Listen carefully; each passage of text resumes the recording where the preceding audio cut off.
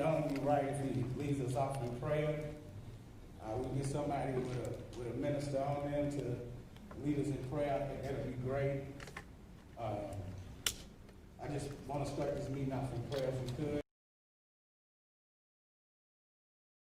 So let's go ahead and pray.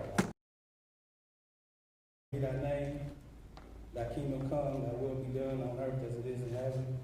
Give us this day our daily bread, and forgive us for our trespasses, as we forgive those who trespass against us. And lead us not into temptation, but deliver us from evil. In the name of my Lord and Savior, Jesus Christ, amen. I was talking to somebody in the back, and I said I had to share my story. This is actually my 11th year being involved in the community. I'm kind of modest, and I like to say 10, because it's even. But I actually been involved in the community for 11 years this week, doing anti-violence work, y'all. My father was murdered in 1984. My father was murdered in 1984 when I was an infant, and that's the reason why I'm an anti-violence activist. I didn't do this to be on TV. I didn't do this to get known. I did this for my life to make sense. And when violence happens to people, it changes their lives forever. I was telling someone that my only goal in life was to be 27 years old because my father was murdered at 26. So that's what happened to these kids. That's what happened to the grandkids of these mothers. They live in a warped reality.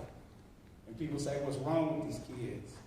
The easiest way to kill a child is to kill their parents.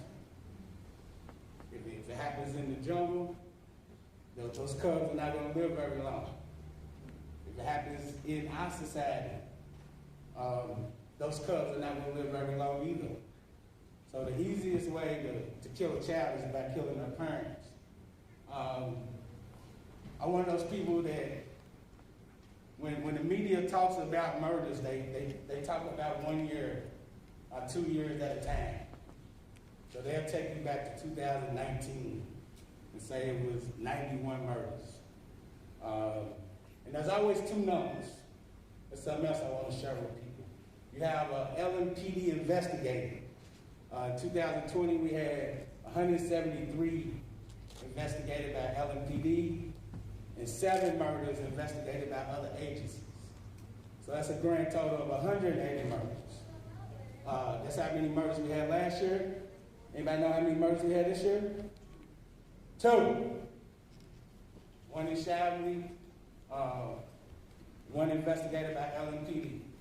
It's day 5. So we're on the same trajectory we was last year, 2020. This is something that I could do, which was a call for a truce. I personally can't call a truce because I'm not out there gang banging. I'm not out there going back and forth with people with guns. But what we can ask these young brothers and older brothers is out here, because it ain't just our kids is out here, some grown people out here too. What we can ask them is, will they call for a truce for us? That's what a call for a truce is. We are not in a position to call for a truce. We are in a position for them to call for a truce on the behalf of us, who wants the violence to definitely stop in our community. When I first got involved with violence, I thought violence was one person doing something to another person. And I realized it's really big, y'all. Violence is really, really, really big. The definition of violence is the intentional use of force or power, threat not actual, against a person, against a group, or a community, that results in or has a high likelihood of resulting in injury, death, psychological harm, maldevelopment, or deprivation. What's going on economically with us is a form of violence. What's going on in the educational system is a form of violence. What's going on in the penal system is a form of violence. What's going on in our communities is a form of violence. It's called persecution.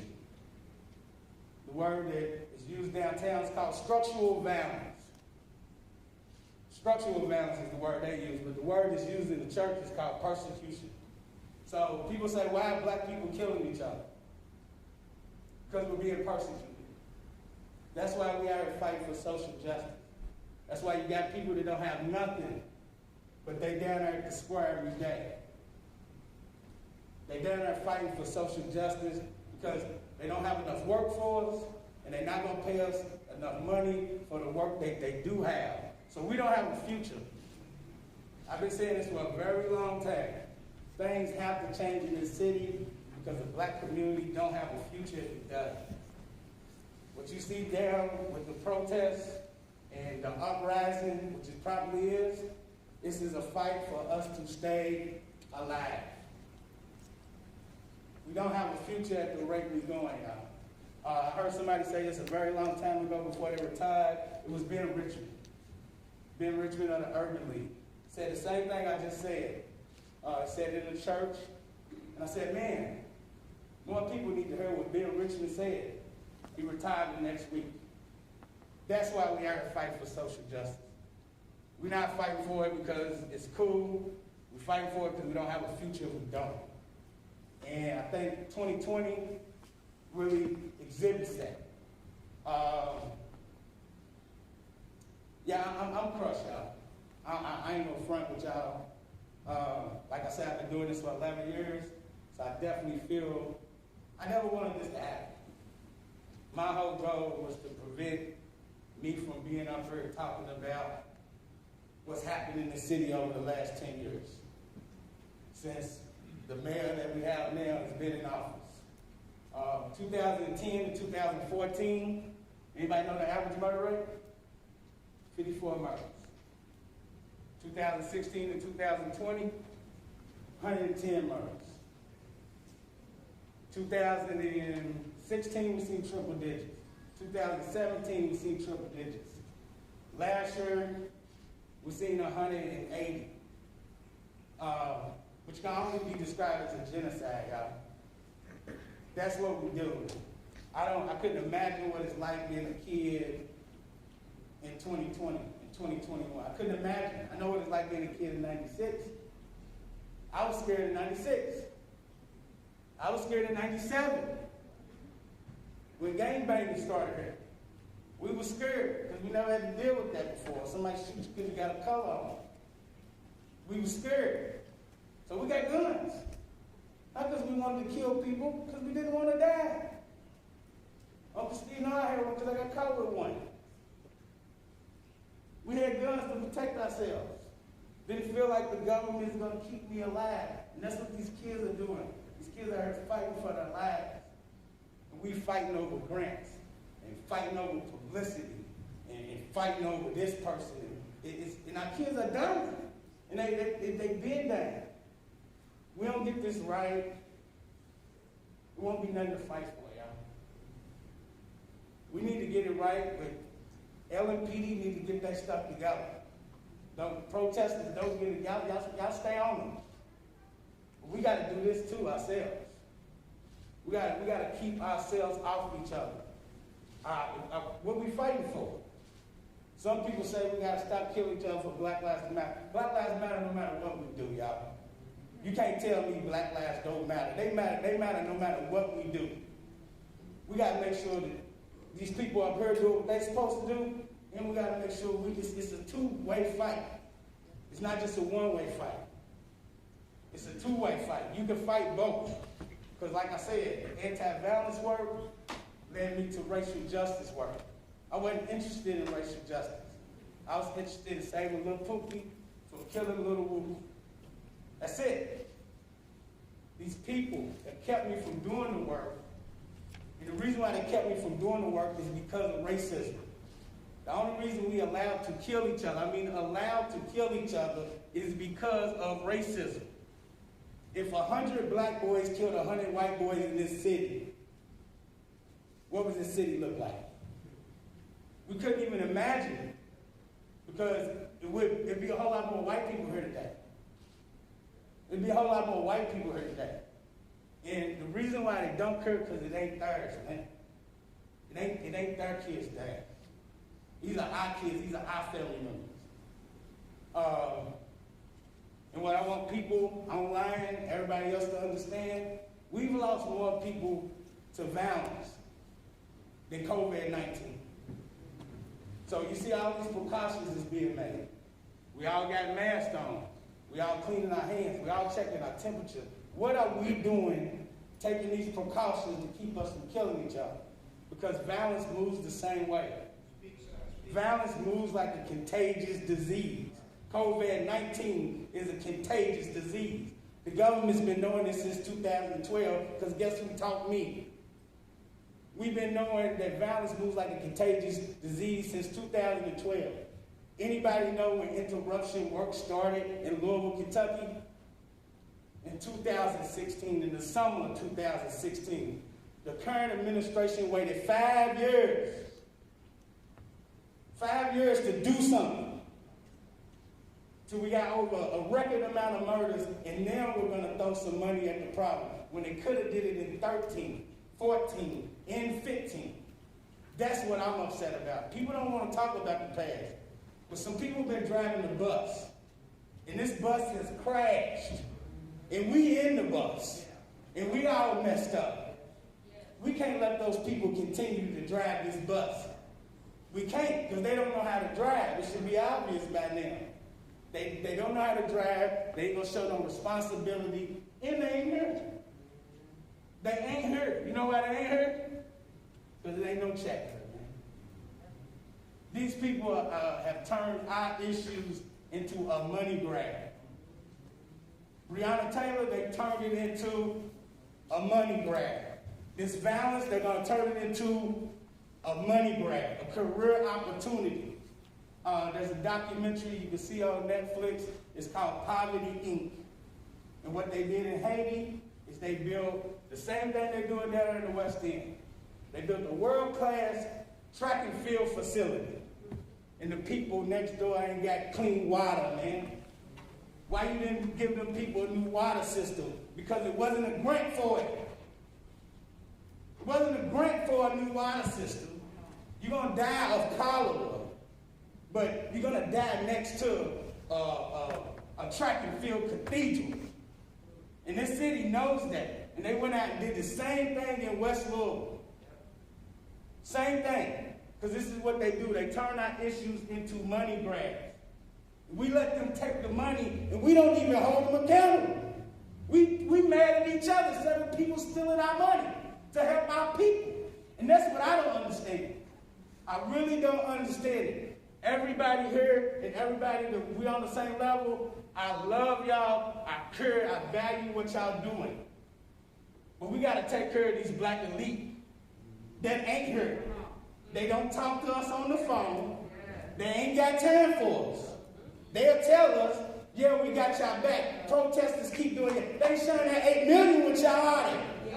They ain't gonna share that 8 million with y'all. Y'all made that 8 million. They gonna take all the money, and then we ain't even know the protest. We're gonna be confused.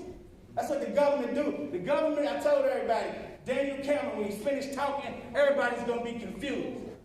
Because everybody know the devil is the master of what? Of confusion. Somebody else got to tell you what the devil said. Because that's all they're going to do, y'all. They're going to confuse us. They're going to make us distrust each other and dislike each other. We're going to hold people accountable. We're going to hold ourselves accountable. And like I said, we're going to call for a truce, y'all. And what I want everybody to do, because this is what the call is. This is like a call to the altar, y'all. And as soon as we stand up here, we're going to get our shot from the news people, and they're going to see hundreds of people standing in solidarity against violence. And like I said, I've been doing this work for 11 years, and I've never seen that done once. So can y'all all please come up and stand in solidarity against this violence?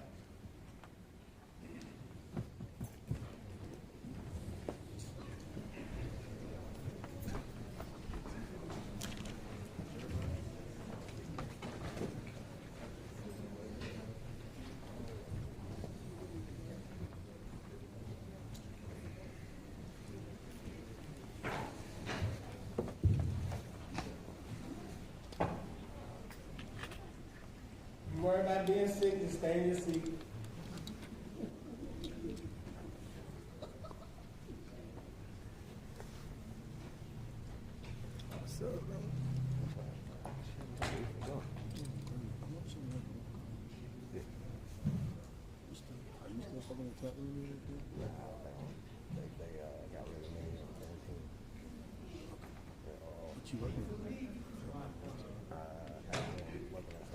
We're gonna hold this position for like 60 seconds, y'all. We get somebody with a couple of phones and y'all take some pictures.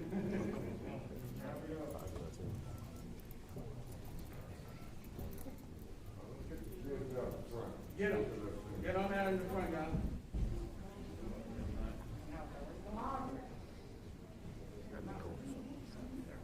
I only got like 30 more seconds, y'all. Trying to keep you safe.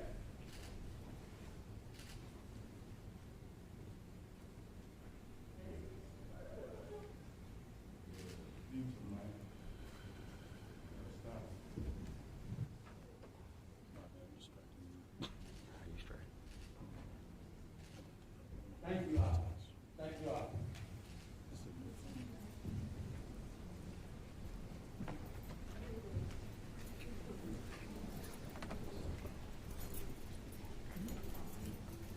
It's pretty crisp, right?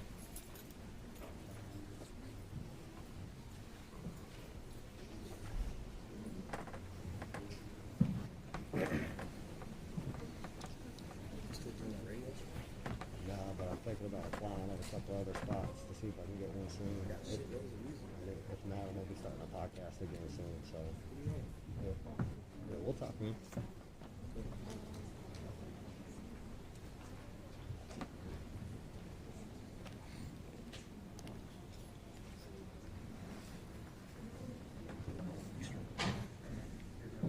Sister Matthews, will you come up here and share some words with us, please?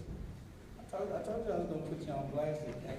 I want you to know I really support the Revolutionary Black Panther. They heard party here in Louisville. Sister Matthews is the general. And just come up here and share with us, please.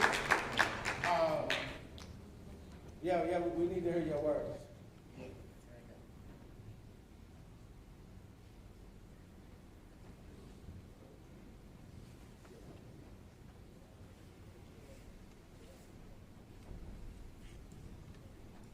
Peace, peace, peace, peace, peace, peace and revolutionary love. I am the general of the Revolutionary Black Panther Party here in Louisville, Kentucky. My name is Alhamdulillah Mathis. I'm honored to be here tonight. I would first like to say that, yes, we definitely need to call for a balance in the Black community, as I was discussing with my comrades before we came.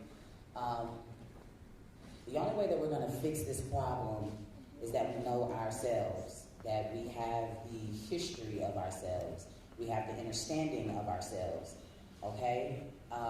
Let me ask a question real quick. And I want somebody to raise their hands and just answer it. There is a right answer, but I just want to know what people know. Why were gangs formed in the first place?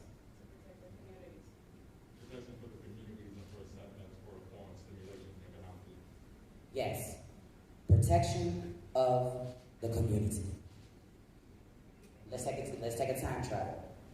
When we go out to California, LA, those first gangs, the Slossons, all those things, they were formed because they wanted to fight against the white boys that were coming in their community, okay? Because racism wasn't at an all-time high, as it still is today.